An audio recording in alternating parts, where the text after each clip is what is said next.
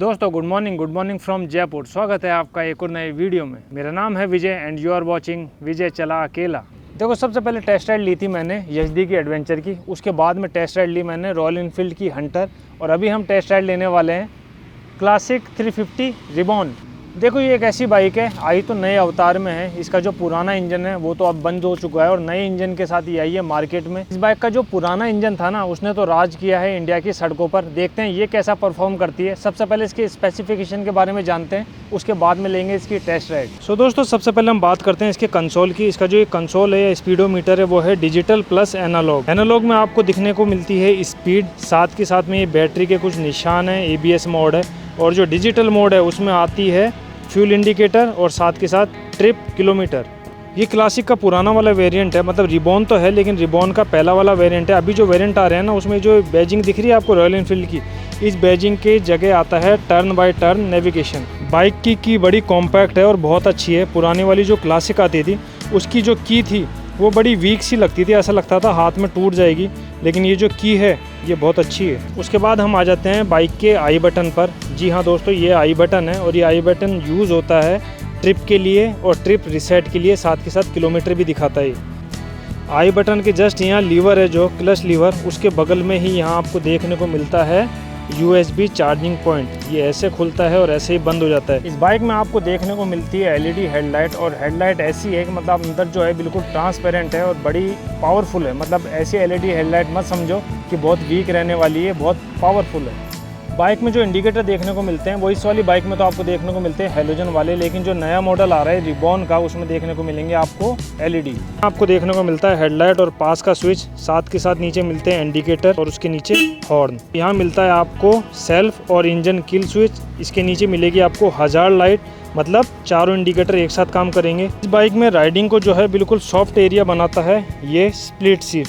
पूरी एक सीट देखने को नहीं मिलेगी, 2 टुकड़ों में मिलेगी, और ये वाली सीटिंग सॉफ्ट है, दिख रहा होगा आपको। इसकी क्यूशनिंग बड़ी सॉफ्ट है। और बात करें अगर पिलियन राइडर के लिए, तो पिलियन की थोड़ी सी हार्ड है, लेकिन जो राइडर है उसके लिए सॉफ्ट मिलने वाली है ये सीट। रॉयल इनफील्ड ने अभी अपनी सभी बाइकों में क्या कर दिया, यहाँ हल्का सा ये जो पॉइंट देख रहे हो आप, इसको थोड़ा सा वीक देते हैं ये, क्योंकि अगर बाइक वगैरह गिर जाए तो ये जो लीवर है वो यहीं से टूटे बीच में से, तो आप यूज़ करके आ जाओ मैकेनिक के पास तक और वहाँ इसको चेंज करवा सकते हो।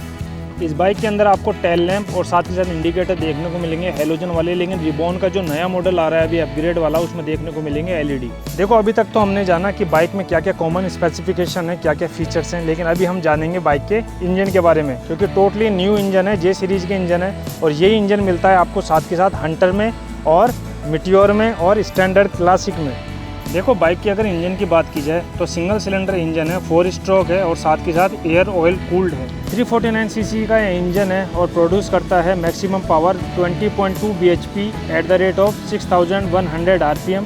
साथ के साथ टॉर्क की बात की जाए तो 27 Nm at the rate of 4000 RPM। Bike में 5 स्पीड गियर बॉक्स देखने को मिलेगा आपको।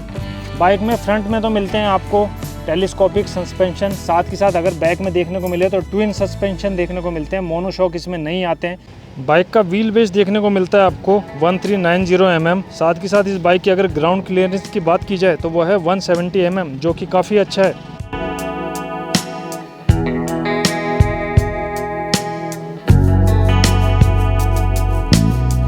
वन 1090 mm की इसकी बाइक की हाइट है। साथ के साथ सीट हाइट की बात की जाए तो वो है 805 mm।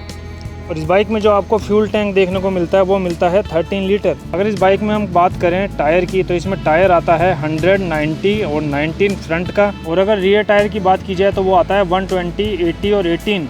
बाइक आती है डुअल चैनल ABS में, और साथ के साथ ऑप्शंस रहते हैं आपके पास, या तो स्पोक व्हील में ले लो या फिर ले लो अलॉय में। स्पोक व्हील्स में जैसे आपको पता है ट्यूब वाले टायर मिलेंगे, और अलॉय व्हील्स में आपको मिलते हैं इसमें ट्यूबलेस टायर।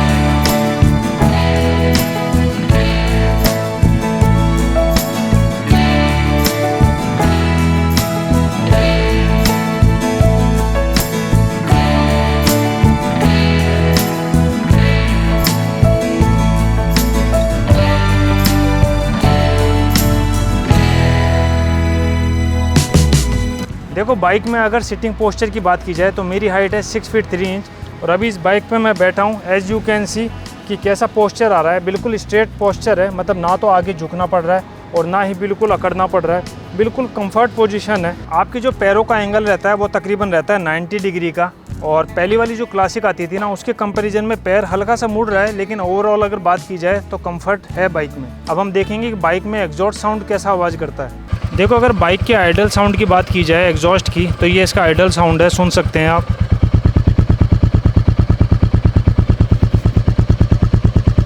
और अब हम बात करते हैं इसके एग्जॉस्ट साउंड की।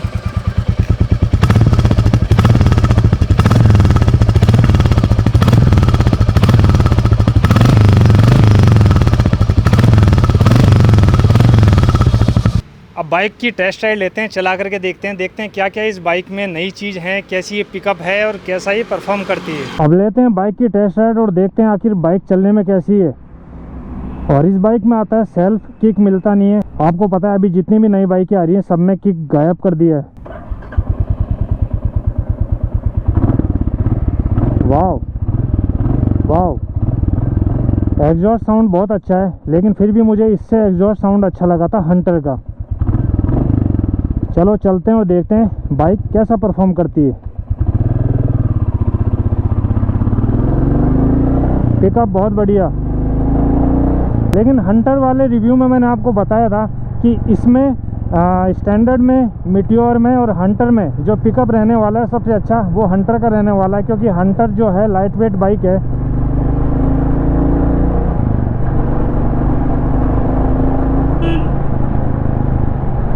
बाइक अच्छी है, चलने में बहुत अच्छी है, पिकअप ठीक है, ब्रेकिंग भी काफ़ी अच्छी है।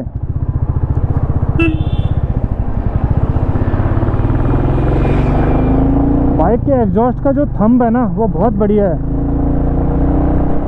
क्लच की बात की जाए तो क्लच भी सॉफ्ट है, इतना हार्ड नहीं है और इतना ज़्यादा सॉफ्ट भी नहीं है, मतलब ठीक है। 80 पे बाइक आराम से पहुंच रही है, स्ट्रगल नहीं लग रहा है, और वाइब्रेशन तो बिल्कुल फील नहीं हो रहे हैं मुझे।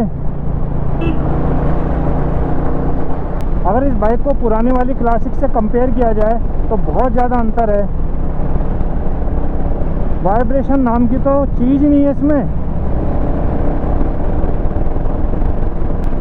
देखो 90 पे चल रही है और अभी मुझे फील भी नहीं हो रहा है कि ये 90 में चल रही है।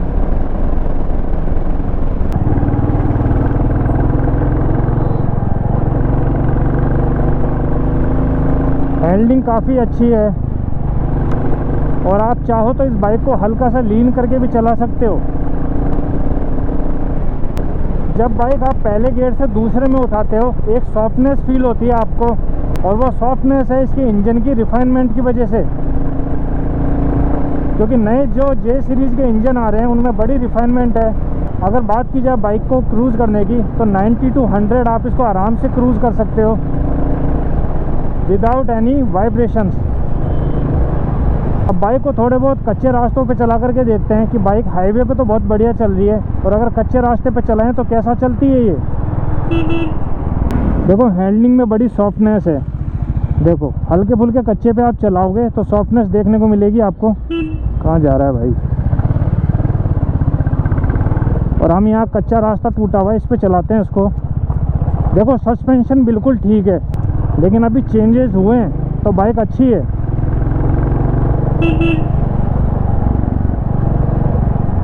और पोस्चर काफ़ी अच्छा है। मैंने अभी कुछ दिनों पहले होंडा की हाइनेस भी चलाई थी, लेकिन हाइनेस में जो पोस्चर था ना उस पर इमरजेंसी ब्रेकिंग में या ब्रेकिंग में या फिर कह लो ऑफ रोड में जो अपने शोल्डर है उसके ऊपर वेट आता है बॉडी का, लेकिन इस बाइक की जो राइडिंग पोस्चर है ना वो बिल्कुल ठीक है। इसमें शोल्डर के ऊपर जो है वेट नहीं आता है बॉडी का। अब इस बाइक को हम चलाते हैं बिल्कुल 10 से 15 की स्पीड पे, देखते हैं हैंडल इधर उधर भागता है कि नहीं। अभी चल रही है 20 पे, अब आ गई 20 से कम।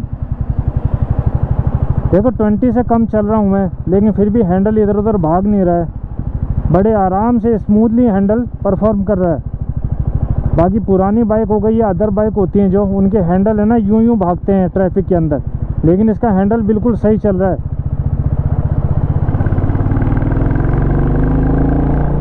और जब गियर चेंज करते हैं, गियर चेंज करने के बाद में बाइक में पिकअप लेते हैं ना, तो एग्जॉस्ट में जो थंब साउंड निकल करके आता है उसकी आवाज़ बड़ी प्यारी है। इस बाइक के अंदर साइलेंसर चेंज कराने की नीड नहीं होती है आपको, लेकिन फिर भी कई माँ के लाडले इसमें साइलेंसर बदलवा लेते हैं। वो आवाज़ बहुत बुरी लगती है मुझे। अगर राइडिंग कंफर्ट की बात की जाए तो बाइक पे पोस्चर काफ़ी अच्छा है, बाइक की सीटिंग क्वालिटी काफ़ी अच्छी है। पुरानी वाली जो सीट थी उसके अंदर आपने देखा होगा शॉकर आते थे नीचे, लेकिन उसकी जो सीट थी वो बड़ी हार्ड थी। इसमें से सस्पेंशन तो सीट के नीचे से हटा दिए हैं, लेकिन इसकी जो फोम क्वालिटी है, क्यूशनिंग है, वो बड़ी सॉफ्ट है। पुरानी वाली क्लासिक और इस क्लासिक में एक चीज़ कॉमन लगी मुझे, वो है राइडिंग टेरेन। ऑल टेरेन में उस क्लासिक को यूज़ किया जाता था और इस वाली बाइक को भी ऑल टेरेन में हम यूज़ कर सकते हैं। जैसे हाईवे पे क्रूज़ कर सकते हैं, लोकल ट्रैफिक में डेली यूज़ में इस बाइक को यूज़ कर सकते हैं, साथ के साथ में ऑफ रोड भी कर सकते हैं इससे। ड्यूल चैनल ABS होने के कारण इसकी ब्रेकिंग बहुत अच्छी है भाई। देखो ऑफ रोड का नाम लिया मैंने और हल्का फुल्का ऑफ रोड आ भी गया। देखो ऑफ रोड में भी इसका हैंडल कितना स्मूथ है, मतलब स्टेबिलिटी है बाइक में। तो अगर आप ऐसी बाइक लेना चाहते हो जो हाईवे के लिए भी बनी हो, टूरिंग के लिए भी बनी हो, ऑफ रोड के लिए बनी हो, तो आप 350 सीसी के अंदर इस बाइक को कंसिडर कर सकते हो। तो इस बाइक को भी कह सकते हैं हम कि ये बाइक सर्वगुण संपन्न की कैटेगरी में आती है। ये बाइक आती है 9 कलर्स में, लेकिन आप वो वाला इसका वेरिएंट चूज़ करना जिस बाइक में आए ट्यूबलेस टायर, क्योंकि ऑलमोस्ट 200 किलो की ये बाइक है। अगर कहीं पंचर हो जाती है ना तो मुझे लगता है आपको इसको खींचना बड़ा भारी पड़ जाएगा। इसलिए वो वाला वेरिएंट यूज़ करना जिसमें आपको मिलेगा ट्यूबलेस टायर। बाइक में पिकअप नो डाउट बहुत अच्छा है, चलने में बड़ी प्यारी है भाई। एवरेज की बात की जाए तो जैसा मैंने आपको बताया कि 38 से 40 के बीच में इसका एवरेज आ जाता है। तो ब्रेकिंग काफ़ी अच्छी है। पुरानी वाली जो क्लासिक आती थी उसके कंपैरिजन में तो मतलब ज़मीन आसमान का अंतर है। पुराने वाली क्लासिक में पीछे वाला ब्रेकिंग यूज़ करते थे ना तो ऐसा लगता ही नहीं था ब्रेक लग रहा है, लेकिन इसकी ब्रेकिंग काफ़ी अच्छी है। माइलेज अच्छा है, पिकअप अच्छा है, और वो इस वजह से क्योंकि इस बाइक में मिलता है आपको J सीरीज़ का नया इंजन। बाइक में 195 किलो से ज़्यादा वेट है, लेकिन जब चलाते हैं इसको हाईवे पे या फिर लोकल में तब ऐसा लगता नहीं है कि बाइक बड़ी हैवी है। तो मुझे तो इस बाइक को चलाने में बड़ा मज़ा आया। नेगेटिव में एक ही बात कहना चाहूँगा कि अगर इस बाइक के सभी मॉडल में ट्यूबलेस टायर आ जाते तो बहुत बढ़िया होता, लेकिन कुछ मॉडल में दिए हुए हैं, कुछ मॉडल में नहीं दिए हुए हैं। साथ के साथ एक बात और कहना चाहूँगा इस बाइक के बारे में, पुरानी वाली जो क्लासिक आती थी ना उसमें फीचर्स नहीं थे और बाइक में वाइब्रेशन बहुत ज़्यादा था। इसमें वाइब्रेशन बिल्कुल भी नहीं है, लेकिन कहीं ना कहीं जो है बिल्ड क्वालिटी का फ़र्क है। उस वाली बाइक में बिल्ड क्वालिटी बहुत अच्छी थी और इस वाली बाइक में जो बिल्ड क्वालिटी है ना वो थोड़ी डाउन है। मतलब मेटल के सारे पार्ट मिल जाएंगे आपको, इसके जो मड गार्ड आते हैं वो भी मेटल के हैं, लेकिन फिर भी कहीं ना कहीं ऐसा लगता है कि क्वालिटी डाउन हुई है। तो मुझे तो इस बाइक को चलाने में बड़ा मज़ा आया और बाइक काफ़ी अच्छी लगी मुझे। शायद ऐसा भी हो सकता है कि आगे इस बाइक को मैं ख़रीद लूँ। आप लोगों को ये बाइक कैसी लगी, चला करके देखी हो तो ज़रूर कमेंट में बताना। और अगर आप ऑन करते हो क्लासिक की 350 रिबॉन तो कमेंट करके ज़रूर बताना कि ये बाइक कैसा परफॉर्म करती है। तो दोस्तों मिलते हैं नेक्स्ट वीडियो में, जब तक के लिए बाय बाय।